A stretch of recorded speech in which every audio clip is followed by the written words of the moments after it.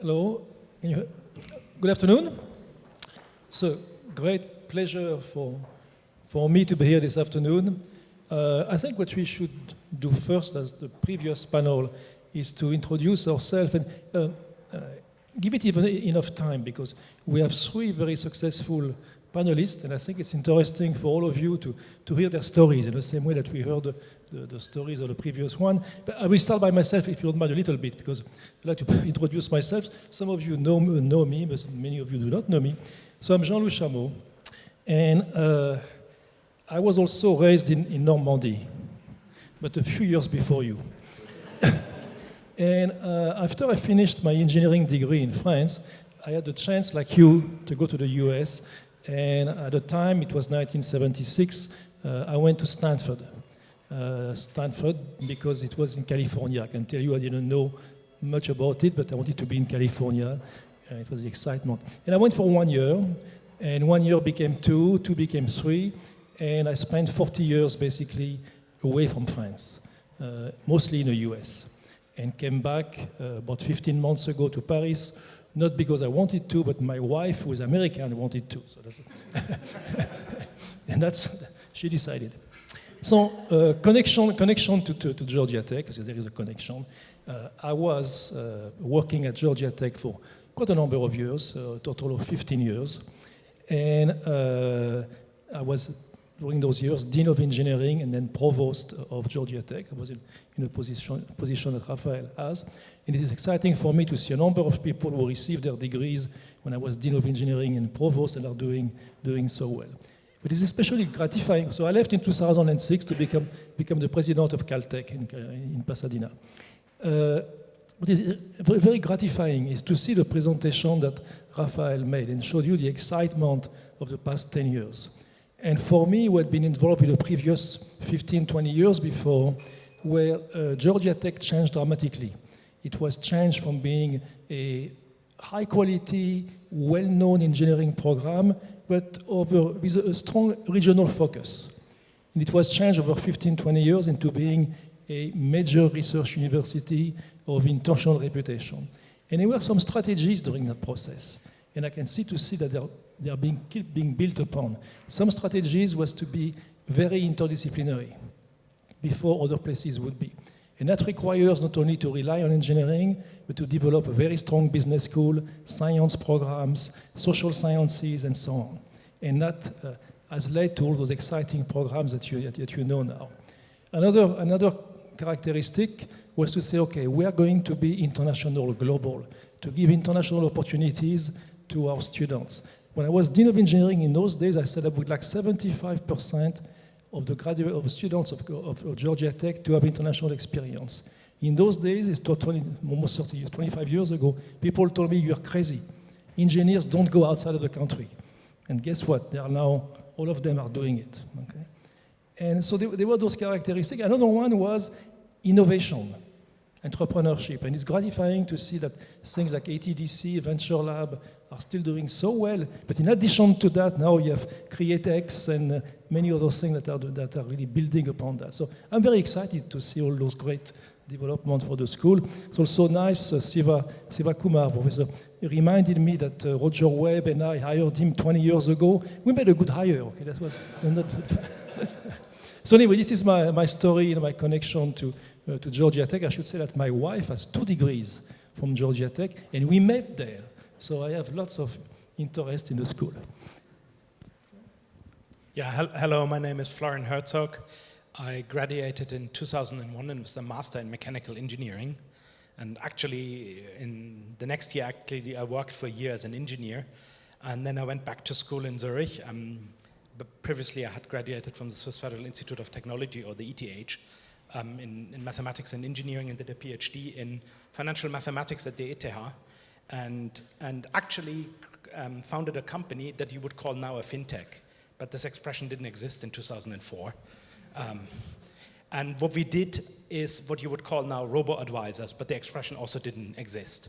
And we went on building those robo-advisors for the big Swiss banks, because they're the biggest one in wealth management. So we had clients like UBS, Deutsche Bank, And later we built automation for all clearinghouses. That brought me often to London until 2016 when I sold my share in the company to went on to found a new fintech in the area of digital contracts. On the side, I helped my brother to build a company in Munich in biotechnology that is the world market leader in vitro cells research automation for the big pharmaceuticals in the world. My role on this Brexit panel comes from a sort of side position I have. Accidentally, I ended up since 2009 in the investment committee of one of Switzerland's biggest pension funds with 20 billion Swiss francs, because probably the guy who really understood how clearinghouses works. And that brought me in touch with the Brexit topic a lot, because that's a risk position, because we have a lot of asset managed through London banks or derivatives through London banks. And so last year this topic popped up. And since I was also part of the risk committee, so they said, you take care about the Brexit topic. So I started reading about it. I'm not a lawyer or anything, but so I have now gotten across the topic and have a good view on it. Hi, I'm Monica Sasso. I graduated from Tech with a master's degree in industrial and systems engineering in 2001, and then I promptly left the country and haven't been back. I took a job as a safety engineering consultant in the Netherlands, and I think it was Matt was talking earlier about all the different things he'd done, and I started out doing safety engineering analysis on high-speed lines, the test high-speed line in the Netherlands, so 25 kilovolt line, and this was, I mean, I'm sure now lots of stuff in it would probably be fintech, but it wasn't then. Anyway, so that was how I started my career. Now I work in financial services. I work at Deutsche Bank Wealth Management. Have done a lot of stuff actually with robo-advisors in the past. In particular, the last 5 years, I've specialized in regulatory change and big global projects and programs, which is probably one of the reasons why I'm here for Brexit, because I spent a lot of time doing all the legal stuff. A company like Deutsche Wealth, we've got 27 offices, 13 different booking centers, and we have clients that bank with us in every single one of those locations. And from a cross-border point of view, the Brexit topic is huge. And a lot of our clients don't actually use technology because they don't care. They might make money from it, but they don't actually use it to engage with us. So about six or 8 months ago, I took on a new role whereby we look at to establish a new function for strategic business development using AI to find the next generation of wealth management clients. So that's sort of the stuff that I'm getting involved in now. But I will say my experience at Tech was very different than what I've seen on the videos today, and I kind of wish I could be there now. It was very different when I was there. And I mean, the most delighted I think I've been today, though, was when I saw that 40% of the startups were from young women and girls, and I think that's great. When I was there, it was 1 girl to every 6 boys, and the boys never talked to us. So, I mean, it's true though, you laugh. So I'll leave you on that note, thank you. Well, I was talking to the girls at Tech anyway, so. Well, my story is a tiny bit different. I have to go back when I was a teenager. I had posters in my bedroom about movies, about basketball, and the third one was I had a big poster of Martin Luther King. Freedom is an expensive thing. And why I had that poster, I don't know, but somewhere in my mind, like the song, I had Georgia on my mind because I always wanted to go to the States. And after my engineering school in France, I had the great opportunity because I was in an engineering school in Toulouse. And Toulouse and Atlanta are 2 sister ship cities, and had this opportunity to become a teaching assistant in electrical engineering. So, I took the opportunity, did my master's degrees, and at the same time, I was able to play something that I love quite a lot, which is basketball. Had the opportunity to play against Mark Price, for those who do know who Mark Price is. And, that was probably the best year of my life. I had to come back to France, and I joined the French railway company. And I've been working with and for the French railway company since then, so it's quite a long long time, and you're thinking, well, what kind of work can you do in a railway company when you're an engineer? What I learned at Tech is digital signal processing, and therefore I did apply digital signal processing inside SNCF. We were the first to introduce speech recognition, neural networks, image processing, thanks to the research department I was working for. And with my team, this is basically what we did for quite a lot of years. Now it's for everybody, you can hear the announcements in all the stations all over the world. France was the first country in which we had speech synthesis. And it was based on some of the studies I made at Tech with some of the microchips that were recognized and that Dr. Schaefer at Georgia Tech was working on. So that's what Tech bring in my life. And after that, I worked on smart cards. I know that here in London, now you can use either a smart card or your bank card directly to go through the tube. Back at the end of the 80s, it was not the case in France, and I was able to introduce smart card ticketing in France. And I did some conferences here in London, and that's how the project started. So I'm quite glad I had this opportunity, thanks to Martin Luther King hanging over my head in my bedroom.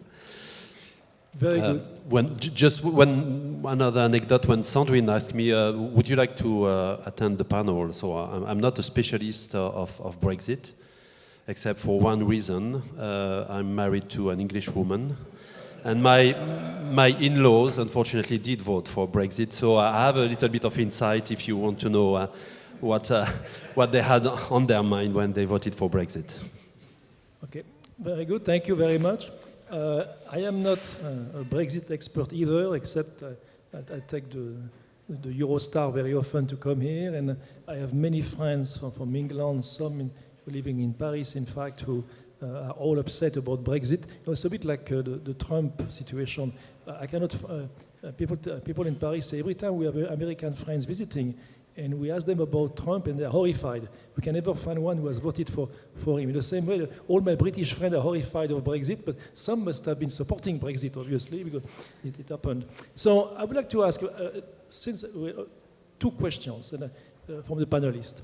They are the same one in a sense. And the first question is, okay, in your industry, and assuming that there is a deal maybe along the lines of the existing one or slightly revised. If there is a deal, what is the impact and how are you preparing for it in your industry? And then the next question will be, if there is no deal, if it's a hard Brexit, a hard something, how bad things could become in your industry and more. And let's start, in fact, by the banking industry. Okay, so if there's one of the biggest assumptions that we have had from the very beginning is it's going to be a hard Brexit. Question number two. Sorry? Question number two. Yeah.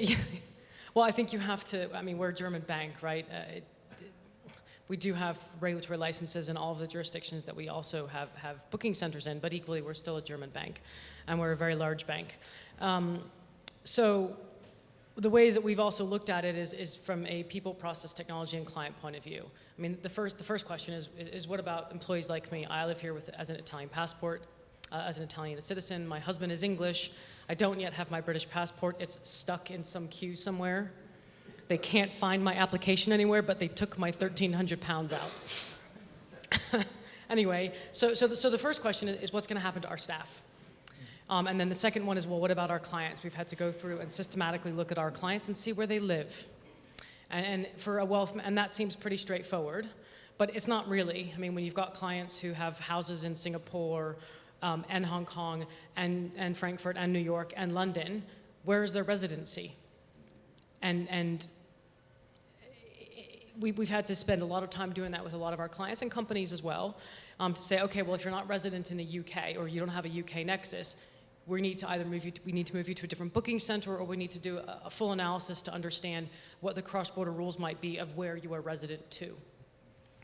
And that sounds very simple, but it surprisingly is not that simple, because you go around to KYC and a whole bunch of other things that Florian is nodding his head because you know exactly. That's a 2 to 3 year program in itself, just to do that kind of big analysis. And then, you know, from a process point of view and a technology point of view, it's been very difficult for us, and Florian will know from your clearinghouse experience and all that stuff. Our biggest thing is trade flow. The trades, ECB has waded in, the European Central Bank, and said, okay, there are certain things that you can and can't do, no matter what the scenario is. You can't kind of like fake it and back-to-back your trades from London to any other jurisdiction. You actually have to move the risk with the transaction, and you can't just have, what they're trying to get away from is setting up a shell company. Now, I know the details probably a whole lot less than some of the people in this room, or certainly to the gentleman to my left. But what they want to try to do is prevent banks from setting up a shell company to pretend like you've paid attention to Brexit. So you actually have to start shifting the risk from your balance sheets. They want the talented staff to leave, which I think a lot of banks have maybe not been as successful as they were hoping with trying to lure people out of London. So that's kind of what we've done in a nutshell. We're also preparing, you know, lots of cross-border training, lots of cross-border communications to all of our clients, because nobody really knows.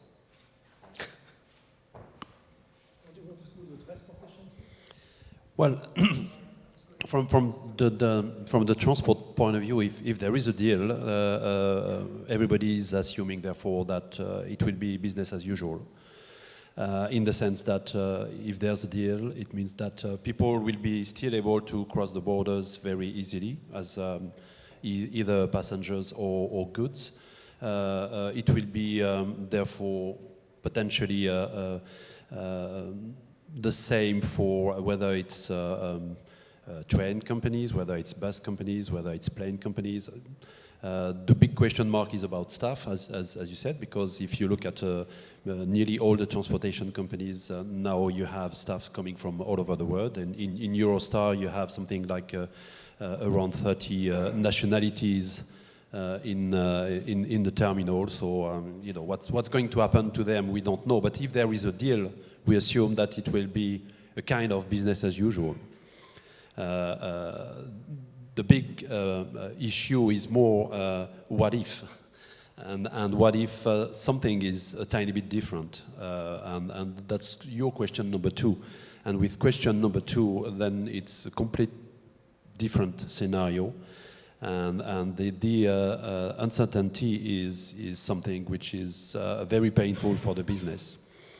One big question we have, for instance, I think it's between 15 and 16 million British people going to France, you know, just for vacation.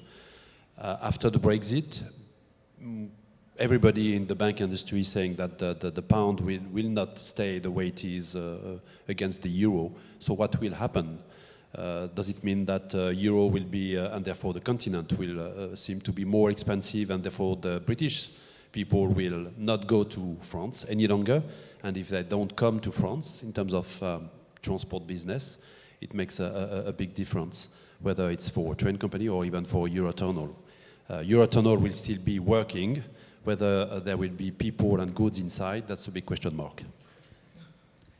So let's look at the pension side, and I think you have strong opinions. Yeah, I have very clear opinions. What is interesting is early last year, that went on the risk committee, and we got advice from a few law firms, and they said the following.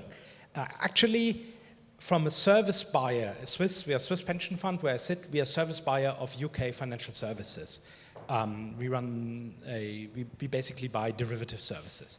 And they said, yes, if there's a deal, there's only a 2-year, what is called implementation period, but the way the negotiations at that time were, and now the withdrawal agreement has turned out, Britain will leave the service market, even in the good case, because no movement of people means the EU closes the service market. The same thing happened to Switzerland in 1992.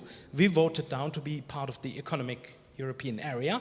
Then we didn't allow people in, so we got out of the service market. So which means, anyway, in 2020, as a buyer from the European continent, you cannot buy easily financial services because Britain doesn't stick to the main EU regulation on finance and service-related things. So if deal or no deal only switches the situation earlier on. So as a pension fund in August last year, we decided to remove all services away from Britain. So all derivative services went to basically Amsterdam and Frankfurt, all clearing services went to Amsterdam. We cancelled all contracts with the investment banks in London and signed the same contracts with the same banks in Frankfurt. So it's the same American and German banks. We do our business in Frankfurt now, and the clearing is done mostly in Amsterdam. So the whole business is moving away. And maybe a big Swiss pension fund is a very, very cautious animal, so we did this very early, but a lot more will realize that and move their asset management services, financial services, so on, to Frankfurt. And with that, the other professional services, from data providers to accountants, will follow. And even because the deal today is just a withdrawal agreement, it's just how to organize that Britain leaves, it doesn't say anything about the future relationship. And the political declaration, if you read the text, basically says that on services they will start from a general agreement of services basis on and negotiate up, which is very, very thin, which means Britain will really leave the common market on services. And actually I find this absolutely perplexing because this is where Britain is really strong. Whereas on goods, Britain will part of the common market because otherwise the supply chain of the big manufacturers get hit, like the car industry or the aerospace industry. But here, Britain is relatively weak and runs a huge trade deficit, whereas in services runs a huge trade surplus. So I don't know who negotiated that. Either the European Union was too strong, and I think this is another reason why this gets vetoed down by the British Parliament, because it's a really economically bad deal for Britain. And Brussels probably overplayed its hand. There is obviously an impression in the UK and worldwide, especially what happened the last few weeks, that the UK leadership, and leadership is not only the Prime Minister, it's all the people, MPs and so on, are not really handling the situation well, at least we can say. Do you think that the EU leadership, in terms of its position, maybe a bit too inflexible and not willing to talk, to discuss it? I think you have a strong opinion on that. Yes, you heard my opinions earlier. I will preface what I'm going to say with, I had this debate with some friends last weekend over dinner, and I said, at the end of the day, the media can say, listen, Theresa May, you screwed up, you didn't negotiate, blah, blah, blah. 1 against 27, you're always going to lose. No matter who you are, the numbers are stacked against you. But notwithstanding that, I do think that the EU could have been a little bit more flexible on some of the things. I think we were having a debate at the coffee break earlier. The biggest sticking point is really the Ireland and Northern Ireland border. Nobody wants to see a wall go back up. Nobody wants to see checkpoints go back up. I mean, that takes us back to the times of the Troubles. And to go back to that, to be quite frank, I don't even think we're totally past it now. So we would be going back, to the time there are no rubbish bins anywhere. I mean, this is why, for those of you that don't know the history, this is why there's no rubbish bins on the underground or in train stations. And this is why all you see is a clear plastic bag on a ring. That goes back to the Troubles. So we're kind of going back in history. And absolutely, Florian, I think, with the debate we had earlier was, well, of course the EU, the leaders knew that, but maybe they didn't take it into account. And I think that's really where, if that had been a little bit more flexible, I think it would have had a better shot at getting a deal through, so that we would not have uncertainty. And I think uncertainty is the worst thing for everybody, everywhere. What is the Swiss view on that? Switzerland got in a similar problem that Britain will get in 1992. We totally underestimated what the common market means. We completely underestimated this collaboration in services, and we were not part of it in the 90s, and we suffered. I mean, we had the lowest economic growth of all European nations at the time. Even population numbers went down from almost 7 to 6.3 around 2000. And then we signed bilateral treaties and have grown to 9 million and have had a great 2 decades, but we had a really bad 1990s. And One of the big problems is, I guess, the EU is very inflexible because it defends its four freedoms heavily. It says you can only have the full package or none.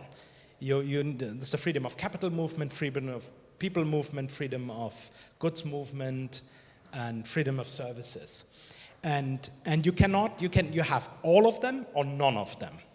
And then if you go back to the Irish problem, you only avoid the border if you're part of the common market and the common customs area and all that. And if Britain wants to do its own trade deals, it needs to leave that. It needs to leave all of this. And the only thing the EU gives you is a free trade deal on goods, but not on services and the other stuff. And that's why that's the source of the inflexibility. And Switzerland, we have signed bilateral treaties, but the problem with that is the EU law moves all the time. The EU does new things, and we have to basically take over all EU laws. We have no say in it. It's like there's the joke going in Zurich: if you're not sitting on the table, you're on the menu list. So we are on the menu list, which means if we don't follow up what the European Union does on data and so on, we are out, and then we lose our markets and everything. And this is not a very comfortable position. And Britain will probably get used to it, and it's an ongoing discussion also in Switzerland. It resembles a bit the Brexit debate, with the nationalists always saying the dictators in Brussels tell us what to do, and the economic side says, yeah, but if you don't do it, we are out of the common market with all the negative consequences. And that's what you call sovereignty, and it isn't. It's fake sovereignty, because we have to do what Brussels tells. We're not sitting on the table, and even as a small nation, you have some say. Of course, we're not Germany or France, but you have some say. And I think Britain will get to it that Brexit is not just an event, it's going to be an endless process. The French view? Yeah, as I told you, I had some nice, interesting, as you say here, interesting conversations with my in-laws during those periods. And from day one, I was able to tell them, well, you're in big trouble, because the guy who is going to negotiate in front of the English is a French guy who knows perfectly 100% of what's going on in the European Union. I mean, Christian Barnier is Mr. Europe over anybody else in the European Union. So I told from day one it's going to be a tough negotiations. And I don't know if you remember the first meeting when you had Christian Barnier on one side with all the documents, the treaty, all the files, and the guy in front of him who was supposed to negotiate for the UK came with nothing. And that tells you exactly how the negotiation started. I think that, as you said, the English thought, well, we are leaving, so we want A, B, and C, and shake hands, and that's it, that's done. They just forgot that it's going to be a long process and an ongoing process. I fully agree with you. And on the top of that, you're not negotiating only with one guy in front of you, you're negotiating with 27 countries. And it's a completely different ball game, especially when, and I'm going to be a tiny bit tough on my English friends, especially when you have people negotiating who don't know anything about Europe, we don't know anything about the European culture, have never lived their country, and I was amazed by, when you look at the resume of those guys, I mean, not only, and we know that they don't even speak a foreign language, but they've never been in a European country, working in a European country, dealing with European people. It's very difficult to negotiate in that case. I mean, you have to understand the other one instead of going to the negotiation and saying, this is what I want. Well, it usually doesn't work, especially if you look at the long history between France and England. I think we're running out. We're running out of time, and I would like to give you a chance to ask questions. It is the first you have in front of you. Not on TV, you see all kinds of politicians speaking and the talking heads of the media, and they don't provide much content. Here you have three people who have really to deal with the issue at a very deep level. So please, so your chance to ask questions. We'll start with you, Rafa.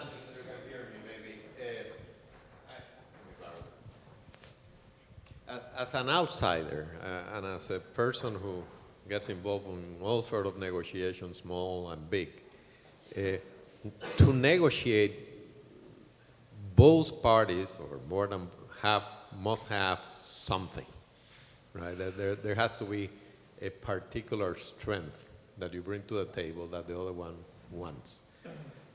Can you elucidate for me, from the perspective of the British, and no offense to the British, but what strength, when they voted to get out, and they were not fully in to begin with, but to get out, what strengths do they bring to the table that they can leverage a negotiation against a European community of 26 countries, which is what you were saying, that sets the rules whether you like it or not, like you described Switzerland has experience. Is there anything that they can say, well, without us, you lose this? It's like the same thing. The EU wants something of you. For example, it wants your market. Yeah. This is a big market, 65 million people. It's the biggest export market for German cars, in that sense. So there's a big market. Then the EU wants this, what is called level playing field rules. So you don't undercut them and Britain is the biggest financial center and important on that. But that's why I'm so perplexed how they negotiated. For example, yes, yes. And they're losing that, but that's an important part. Then Britain is in a sense still a superpower because it has nuclear weapons. It's the biggest European army. So in terms of security, Britain has a huge card to play. But Britain always, I guess, made the mistake of saying, no, we don't want a European integration, we are part of NATO. If they would have played that better, because now it's only France, because the Germans are like the Swiss, they have no army. And they're not willing to use it furthermore. I'm sorry, the market, I fully agree. But the military and the defense, it is and it isn't, because Britain cannot afford and endanger Europe. It didn't in previous wars, and it's not now. It doesn't matter. If something were to happen, Britain, like the US, would have to. Yeah, but they didn't play that. But they didn't play that. They didn't play it. I would have come and say, here are my nuclear weapons and part of NATO, and I defend Poland. And also in a defense, That's not in the British psyche. from an But it's industry. an asset. It's a huge asset in the negotiation they never played. Absolutely, but the British would never use that. That's not. Even from an okay, I think we cannot second guess the negotiators, but even from an industry standpoint, for the defense industry, they could have played a strong card too, because the European defense industry with the UK is much better than the two separated. And then there's remaining Germany and France and a little bit of Italy and Spain. Alessandro, you wanted to ask a question.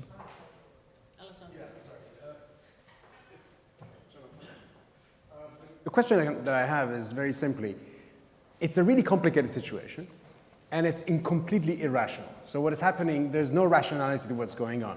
So whenever I see a situation where everything seems irrational, I say, what's really going on?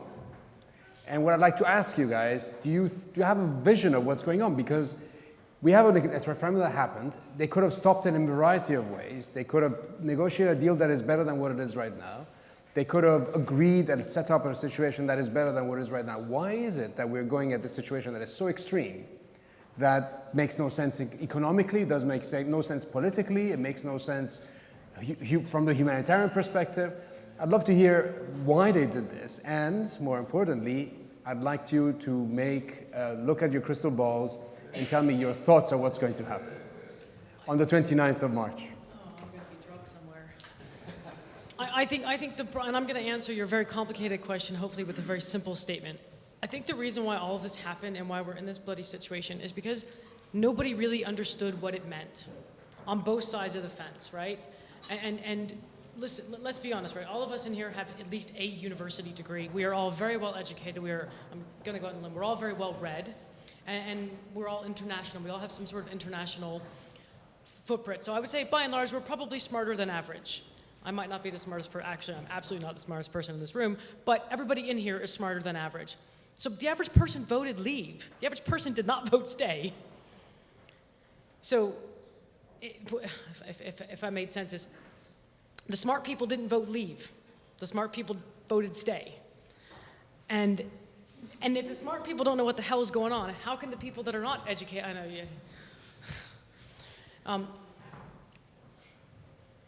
People made the decision without knowing what it really meant. And I don't even think the powers that be in Brussels knew what it meant. If you look at the legal text of Article 50, it was written so that it could never be unwound. That's the point. It was written by a Brit. Even better. Even better. And I think nobody knew. If the people on the ground who voted leave didn't know, how on earth are the people who write the laws going to understand what it means? And now, when you get emotional, everything goes out of the way. And right now, it's an emotional argument. I just want to correct a tiny bit something. My in-laws are not stupid. No. What I mean is, unfortunately, unfortunately, if you look at Boris Johnson, for instance, I mean, that guy is smart. I mean, you cannot deny the fact that he's very intelligent. He's got plenty of diplomas. He's speaking, I can't remember how many languages and so on. And I think he did the thing which is unfortunately more and more common if you look at all the political institutions in all the countries, whether it's England, whether it's the States, whether it's France, Italy, and so on, which is lying and talking, BS, sorry for my French, in order to either get elected or, get the maximum of people voting in favor of something he would like to see. And that's the big problem is there. It's unfortunately you have people who believe those guys, and therefore they think, oh, okay, life is going to be better than the one we have today if we do this. So that they decided to vote for Brexit, and unfortunately, the people who wanted Remain were not clever enough to explain exactly what were the consequences, because unfortunately they didn't read the contract that was signed ages ago, and you can find that in the industry or anywhere. You have new people coming in, they make decisions, and you say, well, listen, that decision doesn't work with the contract we signed 10 or 15 or 20 years ago.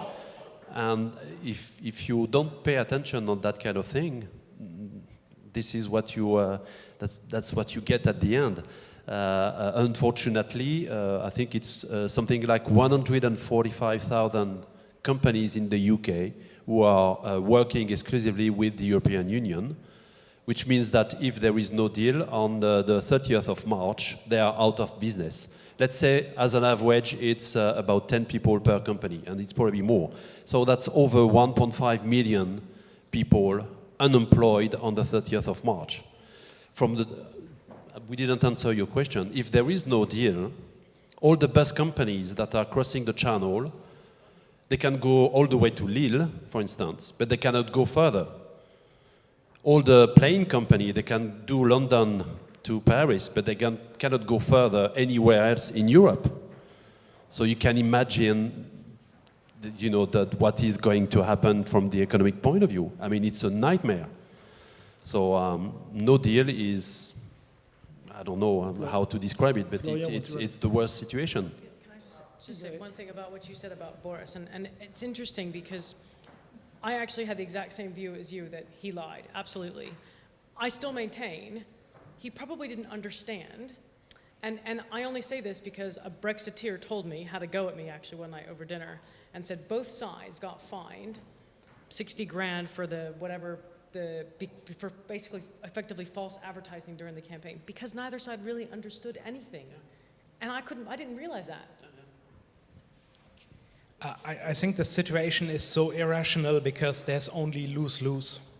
Typically, you enter in a negotiation and try to create a win-win situation. The Brexit voting majority of Britain were told there's a better land ahead.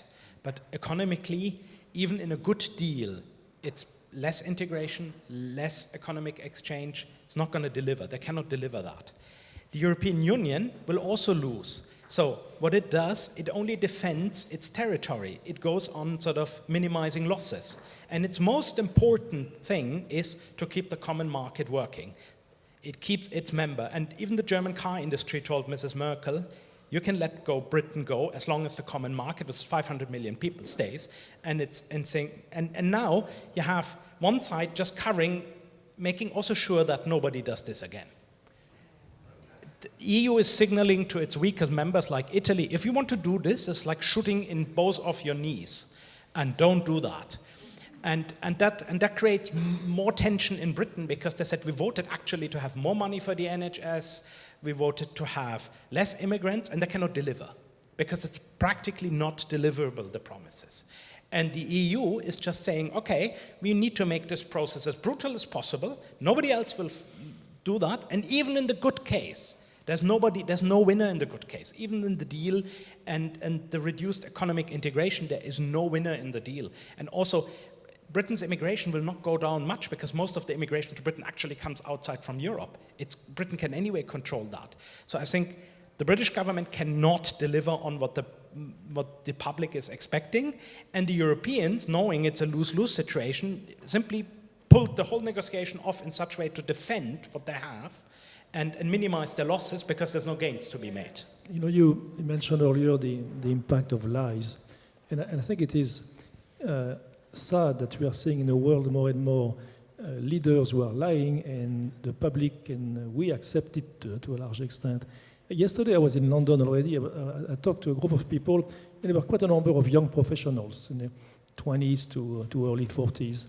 And all of them based off London. When we talked about Brexit, were telling me, obviously, they're opposed to it. They don't understand how it was voted. However, several of them were from small towns, came from small towns outside of London, and they still have friends. We were in high school with them, and they say, our friends there are still convinced, they voted for Brexit, and they are still convinced that their lives are going to be much better after Brexit, because they were told that's the way it would be, that the health insurance would be much better because of the money, and they believed it. And so lies do matter, because they I think the truth of the matter is nobody knows. It goes back to what I was saying before, probably inarticulately, is nobody understands what the hell it means. So yes, we understand, because No, but a few things are just logical. No, but you have the UK integrated in the European project for 40 years, and the European project is not another free trade area. It sets all the rules. It affects everything in your life. And now they're telling you, oh, we can get away from it clean and easy with no problems. And simple logic, not knowing, I don't need to be a lawyer, I don't need to be an expert on this.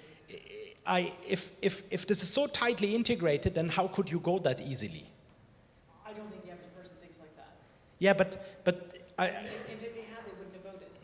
no, the average person got convinced by the red bus with the 350 million pounds per week argument. Agreed. We can see strong arguments even among the people who are opposed to Brexit. You know, on the positive side, to conclude on a positive note, according to your example in Switzerland, it took 10 years, but after 10 years, the UK will recover, and the next 20 years will be great. That's what.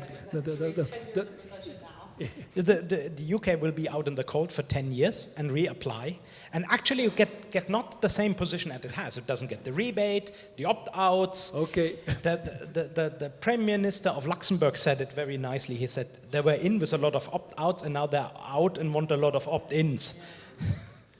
Thank you very much.